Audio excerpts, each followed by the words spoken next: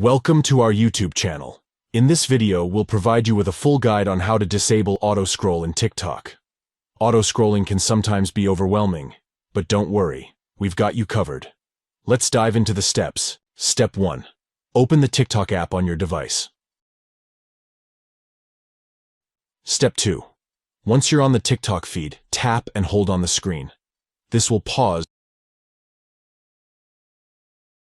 the auto-scrolling feature. Step 3.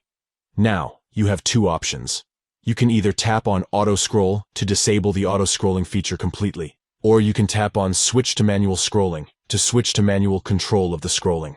By following these simple steps, you can regain control over your TikTok feed and disable the auto-scrolling feature. We hope this guide has been helpful in learning how to disable auto-scroll in TikTok. If you have any questions or need further assistance, please don't hesitate to leave a comment below. And remember to like and subscribe to our channel for more helpful TikTok tutorials and guides. Thank you for watching, and enjoy a more customized TikTok experience with manual scrolling.